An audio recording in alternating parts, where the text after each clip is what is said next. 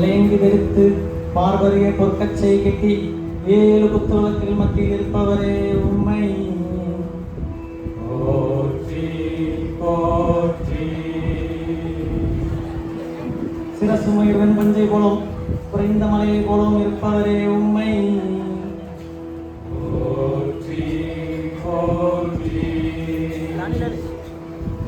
எங்களை ஆட்கொண்டவரும் வழி நடத்துகிறவரும் ஜீவிக்கிறவரும் நாங்கள் சேவிக்கிறோமாய் இருக்கிற எங்கள் அப்பன் இயேசு கிறிஸ்துவே உம்மை போற்றி போற்றி. தாம் தருகிறோம் தத்தித்தராகிறோம் தந்தனத்தம் என்று சொல்லியே வெள்ளினை பாட ஆமா வெள்ளிசை பாட வந்தருவாய் தெய்வமே.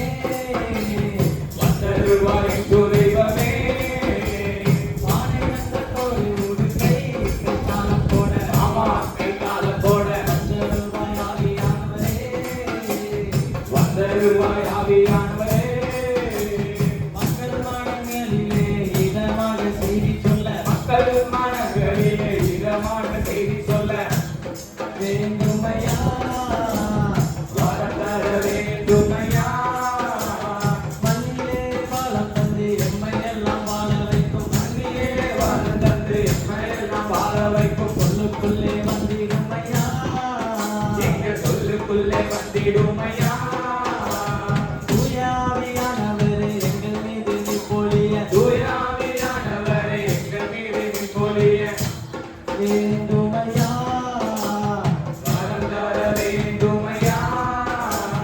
உலகத்தின் பாவங்களை போக்க வந்த இயேசுராஜன் உலகத்தின் பாவங்களை போக்க வந்த இயேசுராஜன் சத்தியம் சொல்லிடவே சத்தியம் சொல்லிடவே. தத்தித்தலாகிறதும் வில் எடுத்து வேத வார்த்தையை தொடுத்து வருடம் மாறிய இந்நேரத்தில் வந்த அனைவருக்கும் எம்பெருமான் இயேசு கிறிஸ்துவின் இனிய நாமத்தில் வாழ்த்துக்களை கூறிக்கொண்டு எம் உரையை தொடங்குகிறேன். வணக்கம் வணக்கம் வணக்கம். கிறிஸ்து பிறப்பதற்கு சுமார் 430 ஆண்டுகளுக்கு முன்பு யூதேயா தேசத்தின் எருசலேமிலே இருந்தது நம் தேவாலயம். அது தேவனுக்கென்று தாவீது ராஜா கட்ட நினைத்த சாலமோன் ராஜா கட்டி முடித்த முதலாம் தேவாலயம். அதின் விவரம் என்ன தெரியுமா? சொல்லுங்க சொல்லுங்க. ஆலயமே தேவ ஆலயமே கர்த்தருக்கு கட்டிய ஆலயமே. ஆலயமே தேவ ஆலயமே கர்த்தருக்கு கட்டிய ஆலயமே. தங்கத்தான ஆலயமே தரணி போற்றும் ஆலயமே. தங்கத்தான ஆலயமே தரணி போற்றும் ஆலயமே. மங்கமாயினாயே பகைவரை சூழ்ச்சினாய். பங்கமாயினரே பகைவரை சூழ்ச்சினார். பாவத்தினால் சூழ்ச்சினார் இடிந்து விழுந்தாயே. பாவத்தினால் சூழ்ச்சினார் இடிந்து விழுந்தாயே. ஆலயமே ஆலயமே கர்த்தருக்கு கட்டிய ஆலயமே. ஆலயமே ஆலயமே கர்த்தருக்கு கட்டிய ஆலயமே. இப்படியாக மகிமையாய் இருந்த தேவாலயம் இன்று மண்மேடாய் போனது. மண்மேடா போச்சா? என்னடா சொல்றீங்க? சொல்ற தம்பி கேளு. ஜனங்களின் முரட்டாட்டம், ஆஹா, தேவனுக்கு கீழ்ப்படியாமை, ஐயோ, விக்கிரக ஆராதனை இவையே ஆலயம் பாழாய் போவதற்கான காரணம். ஜனங்களும் அடிமையாய் போனார்கள். அடிமைனா என்னதுங்க? அடி கிடைக்குமா? ஆமா தம்பி, அடி கிடைக்கும், அடியா? உத கிடைக்கும், உதயா ஆனா சாப்பாடு மட்டும் கிடைக்காது. ஐயோ. சுயமா எதையும் செய்யவும் முடியாது. இதை உனக்கு ஒரு பாட்டா விளக்கி சொல்றேன் கேளு. சொல்லுங்க. தேவனுக்கு விரோதமாய் எடுத்து நீயும் நின்னாலே, தேவனுக்கு விரோதமாய் இருக்கு நீயும் நின்னாலே. அம்போ அம்போதான் உன்னோட வாழ்க்கையில, அம்போ அம்போதான் உன்னோட வாழ்க்கையில. அடியோதை உண்டு உணரல் நபிதி உண்டு அறிவதை உண்டு உணர்ந்த அமைதி உண்டு அடியோதை வேண்டாம் என்று நீ நினைச்சனா அறியோதை வேண்டாம் என்று நீ நினைச்சேனா அன்பரமே சுவை அந்தியே வாழ்ந்திடுவோம் அந்தரமே சுவை அந்தியே வாழ்ந்திடுவோம் தேவையானது ஒன்றை மனம் திரும்ப வேண்டும் என்றே தேவையானது ஒன்றை மனம் திரும்ப வேண்டும் என்று மனம் திரும்ப வேண்டும் என்றே மனம் திரும்ப வேண்டும் என்று மனம் திரும்ப வேண்டும் என்றே மனம் திரும்ப வேண்டும் என்று சரி அவங்களை எங்கன கொண்டு போனாங்க? சொல்ற தம்பி கேளு. சிறைப்பட்ட அந்த ஜனங்களை பெர்சிய ராஜ்யத்தில் உள்ள சூசான் அரண்மனைக்கு கொண்டு போனாங்க. ஓஹோ, அவர்களுக்குள்ளே நெகேமியா என்ற ராஜாவின் பானபாத்திரக்காரன் இருந்தான். நெகேமியாவா? யார் இந்த நெகேமியா? தம்பி, நெகேமியா தான் இன்று நாம் பார்க்க போற சம்பவத்தின் கதாநாயகன். அவனை பத்தின சங்கதியை தான் இன்னைக்கு நான் சொல்ல போறேன். சொல்லுங்க கேப்போம். சொல்றேன் தம்பி கேளு. ஒரு நாள் ராஜா நெகேமியாவை பார்த்து, நெகேமியாவே உன் முகம் ஏன் வாடலா இருக்கு, நைட்டு வெளியே சாப்பிட்ட ஒத்துக்கலையான்னு கேட்டாரு. ஆமாண்ணே, எனக்கும் ஒத்துக்கல, எனக்கும் வயிறு சரியில்லைண்ணே. தம்பி, உன் கதையை சொல்ல வரல, என் கதைக்கு வா. அப்ப நெகேமியா ராஜாவை பார்த்து, ராஜாவே என் முக வாடலுக்கு காரணம் வயிற்றில் உள்ள உணவினால் அல்ல, வெகு தூரத்தில் உள்ள உறவினால், பாழாய்ப்போன நகரின் நினைவினால் சொன்னான். சிறைப்படாத அந்த யூத ஜனங்களை நினைச்சு, அவங்களோட அவல நிலையை நினைச்சு நெகேமியா வருந்தினான். சரி, உங்ககிட்ட ஒரு கேள்வி. நெகேமியா நல்லா தானே இருக்காரு? அவன் ஏன் வருத்தப்பட்டான்னு கேட்கிற? ஆமா, எவன் கேடு கெட்டு போனா எனக்கு என்ன? ரொம்ப ரொம்ப நல்ல நினப்பு. இதையும் விளக்கமா உனக்கு சொல்றேன் கேளு. சுயநலமா சுயநலமா இருக்க வேண்டாமே, சுயநலமா சுயநலமா இருக்க வேண்டாமே பொதுநலமா இருக்க வேணும் சபையை கட்ட, பொதுநலமா இருக்க வேண்டும் சபையை கட்ட தனக்கு மட்டும் சேர்த்து வைத்தோம் மதியேடனே, தனக்கு மட்டும் சேர்த்து வைக்கும் மதிகேடனே பிறருக்கானவைகளையும் நோக்குவானாக, பிறருக்கானவைகளையும் நோக்குவானாக ஆமா நோக்குவானாக, ஆமா நோக்குவானாக கொஞ்சம் நோக்குவானாக. கொஞ்சம் நோக்குவானாக இதுதான்ப்பா நெகேமியாவுக்கு இருந்த பெரிய பாரம். பாரமா? என்ன பாரம்னு அது? எஸ்ஐயா பாரமா? அடே அது இல்லடா. பாரம் என்றால் கவலை, சபையை குறித்த தேவனின் ஏக்கம். அதுதான் நம்ம எல்லாருக்கும் தேவை.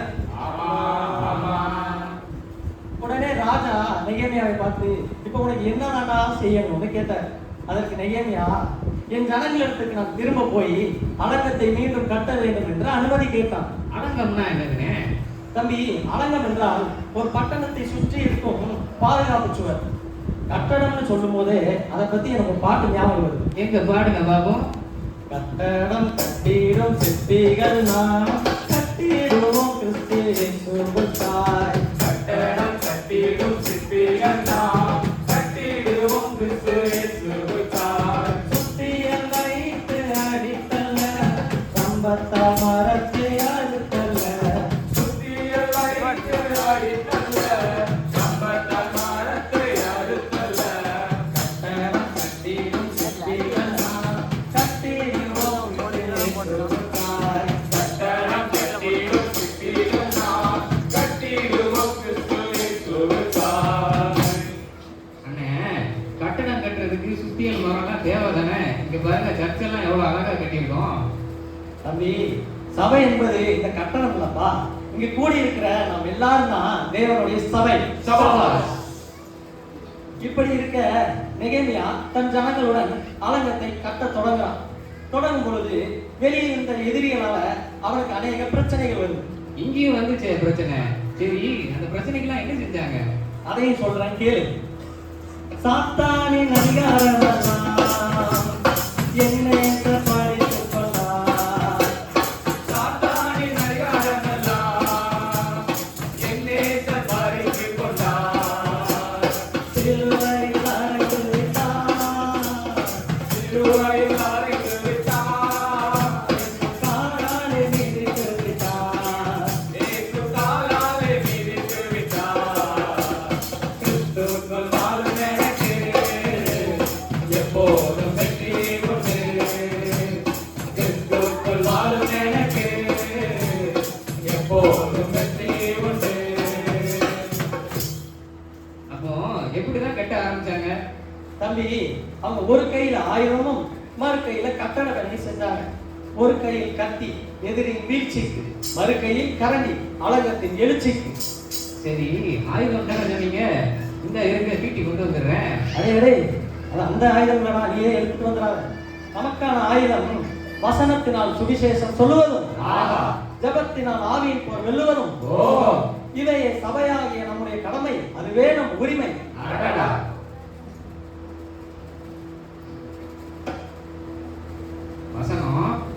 வசனம் தான் அப்போ ஆயுதமா? ஆமா தம்பி. இன்னொரு விஷயம் சொல்றேன், அதையும் கேளு. இப்பெல்லாம் சபை உலகத்துக்குள்ள போறதுக்கு பதிலா உலகம் சபைக்குள்ள வந்துருச்சு. நீங்க சொல்றது எங்களை சொல்ற மாதிரியே இருக்கு. தம்பி, உங்களை சொல்லல, உங்களை சொல்ற மாதிரி இருந்தா உங்களுக்கு தான். சரி, உள்ள வந்து இவ்வளவு பிரச்சனை இருந்துச்சுன்னு சொல்றீங்க, அப்படி என்னதான் பிரச்சனை இருந்துச்சு? அதையும் ஒரு பாட்டாக உனக்கு சொல்றேன், கேளு.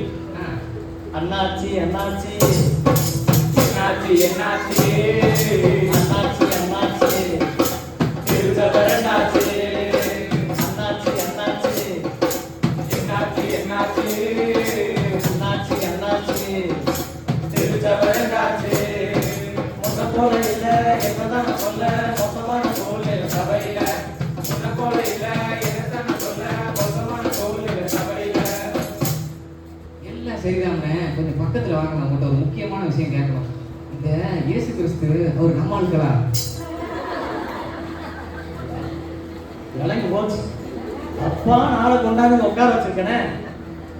சரி, அதையும் உனக்கு விளக்கமா சொல்றேன், காதை திறந்து கேளு. சபைக்குள்ள ஜாதி வந்துருச்சு, கல்யாணம் வரைக்கும் அது வந்து நிறுத்து. சபைக்குள்ள ஜாதி வந்துருச்சு, கல்யாணம் வரைக்கும் அது வந்து நின்றுச்சு. அந்த ஆளுக்கும் இல்லையே, இந்த ஆளுக்கும் இல்லையே, அந்த ஆளுக்கும் இல்லையே, இந்த ஆளுக்கும் இல்லையே. ஆண்டவர் பார்க்கிற ஜாதிய, ஏன் கெடுக்கிற நீதிய, ஆண்டவர் பார்க்கிற ஜாதிய, ஏன் கெடுக்கிற நீதிய. தம்பி, நம் தேவனிடத்தில் எந்த பிரிவினையும் இல்லை. அவர் எல்லாருக்கும் பொதுவான ஆள். நம்மளும் எல்லாரையும் நம்மளோட ஆளாதான் பார்க்கணும். சரிங்க, சூப்பரா சொன்னீங்க. உங்கள்கிட்ட இன்னொரு விஷயம் கூட சொல்லணும்னு நினைச்சேன். இவன் ஏதாவது கேட்டாலே விவகாரமா கேட்கிறாங்க. நம்ம சர்ச்சில் எல்லாருமே ஆசீர்வதிக்கப்பட்டிருக்காங்கண்ணே. எப்படி சொல்ற? எல்லாரையும் பாருங்க, குண்டு குண்டா இருக்காங்க, சரி கார் வச்சிருக்காங்க, சரி சரி, வீடு வச்சிருக்காங்க, பலே பலே, இவ்வளவு நகை போட்டிருக்காங்க, அருமை. அப்படியே கொஞ்சம் மேக்கப்பையும் போட்டிருக்காங்க. அப்படியா சங்கதி? இதுதானே ஆசீர்வாதம். அப்போ நிறைய பணம் செலவு வச்சிருந்தா அதுதான் ஆசீர்வாதம் சொல்ற. அட ஆமா. சரி, நான் உன்கிட்ட ஒரு கேள்வி கேட்கிறேன், கேளுங்க. அப்போ அம்பானி அதானி போன்ற பெரிய பணக்காரர்கள் இந்த பணத்தை போன்ற ஆசீர்வாதத்தை பெற்றிருக்காங்க இயேசுவை அறியாமே. அப்ப நம்ம எதுக்கு இயேசுவை பின்தொடரும்? ஆமா, இதை பத்தி நான் யோசிக்கவே இல்லையே. அதையும் உனக்கு ஒரு பாட்டாவே வளர்க்கிறேன், கேளு. ஆ. பணம் இருந்தா அது போதும், அது மட்டுமே தேவ ஆசீர்வாதம். பணம் இருந்தா அது போதும், அது மட்டுமே தேவ ஆசீர்வாதம். இப்படி நினைக்கிறதே நம்ம மோகம், நம்ம எப்படி நிச்சயத்தில் போவோம். இப்படி நினைக்கிறதே நம்ம மோகம், நம்ம எப்படி நிச்சயத்தில் போவோம். தம்பி, உலக ஆசீர்வாதம் மட்டுமே ஆசீர்வாதம் இல்லை. பணம் தேவைதான், சரியா? ஆனா அது மட்டுமே ஆசீர்வாதமா இல்லை. அப்படி பார்த்தா பவுலை தேவன் வெறுத்தாருன்னு தான் சொல்லணும். சரிதான், நீங்க சொல்றப்பதான் எனக்கு புரியுது. சரி, அப்போ வந்து எதுதான் உண்மையான ஆசீர்வாதம்? தம்பி, இந்த உலகத்தின் ஆசீர்வாதங்கள் அழியக்கூடியது, உண்மையான ஆசீர்வாதம் அழியாது. இதைதான் இயேசு கிறிஸ்துவும் அழியாத பொக்கிஷத்தை பரலோகத்தில் சேர்த்து வையுங்கள் என்று சொன்னார். நித்திய ஜீவனை அடைவதே உண்மையான ஆசீர்வாதம். சபாஷ். இப்படியாக நெகேமியாவுக்கு எதிராக உள்ளே இருக்கிறவர்களே கலகம் உண்டாக்க தொடங்கினார்கள். கலகம்னா சொன்னீங்க, இந்த வயிற்ற கிடக்கிறதா? ஒரு வடை தின்னா தெரியாது, 4 வடை சேர்த்து தின்னா இந்த மாதிரி தான் ஆகும். அண்ணே, உலகத்தை கலக்கிறவங்க இங்கேயும் வந்தாங்க வசனம் சொல்ற மாதிரி எங்கேயும் கலக்கிறவங்க இருக்கிறாங்கண்ணே. அடே தம்பி, அது சபையில இருந்து உலகத்தை கலக்கணும்னா இங்க சபையவே கலக்க கறக்கிட்டு இருக்காங்களா? அதான் என்ன பிரச்சனை? அதையும் ஒரு பாட்டா பாடினீங்கன்னா நல்லா இருக்கும். பாடிடுவோம் வா. வீட்டுல வம்புதும்பு நடந்தா அந்த சபையில நியாயம் கேட்க வரலாம். வீட்டுல வம்புதும்பு நடந்தா அந்த சபையில நியாயம் கேட்க வரலாம். அந்த சபையிலேயே சண்டை நடந்தா அந்த சங்கடத்தை எங்க போய் சொல்லலாம்? அந்த சபையிலே சண்டை நடந்தா அந்த சங்கடத்தை எங்க போய் சொல்லலாம்? அண்ணே நீங்க மறுபடி எங்களை சொல்ற மாதிரியே இருக்கு. தம்பி, நான் உங்களை சொல்லல, ஆனா உங்களை சொல்ற மாதிரி இருந்தா உங்களுக்கு தான். ஆமா. சரி, இதுக்கெல்லாம் ஒரு தீர்வு இருக்குண்ணே. என்ன தம்பி? எல்லாருக்கும் வசனம் தெரிஞ்சா எல்லாரும் சரியாகிடுவாங்கல்ல.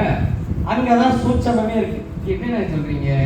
நெகேமியா கூட இருந்த ஜனங்களும் 7 நாள் வசனம் கேட்டாங்க. தன்னுடைய தப்ப உணர்ந்தாங்க. ஓ. பாவ அறிக்கை செஞ்சாங்க. ஆடாடா. ஆனா கேட்ட வசனத்தின்படி அவங்க நடக்கவே இல்லை. ஐயோ. இதைதான் ஒரு பக்தன் அழகாக பாடுகிறான். காய்க்கும் மரமாக இருந்திடணும் நாம கனிதந்து தேவனுக்காய் வாழ்ந்திடணும். காய்க்கும் மரமாக இருந்திடணும் நாம் கனிதந்து தேவனுக்காய் வாழ்ந்திடணும். நீரோடம் நடப்பட்ட நல் மரமாய் நீரோடு நடப்பட்ட நல்மரமாய் ஊற்று காய்த்து நாம கொடுக்கிறனும். தோற்று காய்த்து நாம் கொள்கிறோம்.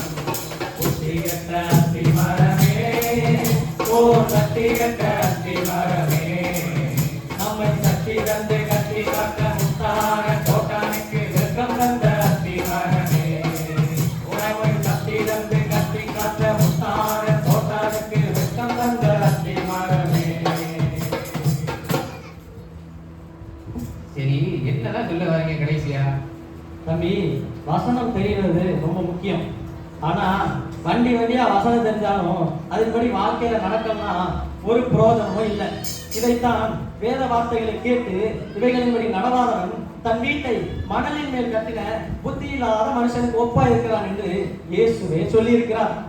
சரி, இப்போ நம்ம அலங்கத்துக்கு வருவோம். இங்க ஜனங்கள் கடைசி வரைக்கும் திருந்தல, அப்படிதானே? அப்படி இல்லை தம்பி. இந்த ஜனங்கள் தாங்கள் கேட்ட வசனத்தின்படி நடக்க தொடங்கினாங்க. எல்லாரும் ஒற்றுமையா சேர்ந்து கடைசியா அலங்கத்தை கட்டினார்கள். அடடா, அருமை. எப்படிண்ணே? இருங்க, ஒரே ஒரு நிமிஷம் இருங்க. என்ன சொன்னீங்க? எல்லாரும் ஒன்றா சேர்ந்து இருக்கீங்கன்னு சொன்னீங்க. ஆமா தம்பி. ஒற்றுமைன்னு சொல்லும் போதுதான் எனக்கு ஒரு ஞாபகம் இருக்கு. நாங்களும் ஒற்றுமையா தானே இருக்கோம். எப்படி? இந்த பாட்டை கேளுங்க. ஒன்று சேர்த்து நம் துதிப்போம், சாத்தானை மிதிப்போம், தேசத்தை சுதந்தரிப்போம். ஒன்று சேர்ந்து நாம் துதிப்போம், சாத்தானை மிதிப்போம், தேசத்தை சுதந்தரிப்போம். தம்பி, நம்மகிட்ட ஒரு மனம் பாடல்கள் இருக்கு. ஆனா பிரச்சனை வரும்போது இருக்கா? அது தெரியுமாண்ணே? நம்ம வில்லிசை பாடலின் நோக்கம் தாக்குதல் உண்டாக்கல்ல, தாக்கத்தை உண்டாக்க. ஆமா, ஆமா. தேவன் மீதுள்ள தாகத்தை நினைப்பூட்ட, சபையின் நோக்கத்தை விதைப்பூட்ட. ஆமா, ஆமா. ஒரு மனம் இருந்தா சபை நறுமணம் ஆயிடும். அடடா. அதனால பாரியில பிரிஞ்ச நம்ம மனமெல்லாம் ஆரியில கொண்ட தேவனா அன்பான நிரம்பட்டும். என்ன தம்பி சொல்ற? சரிதாண்ணே. நெகேமியா எப்படி ஒன்னா சேர்ந்து அலங்கத்தை கட்டினாரோ, நம்மளும் சபையா ஒன்னா சேர்ந்து சபையை கட்டிடுவோம். சபாஷ்.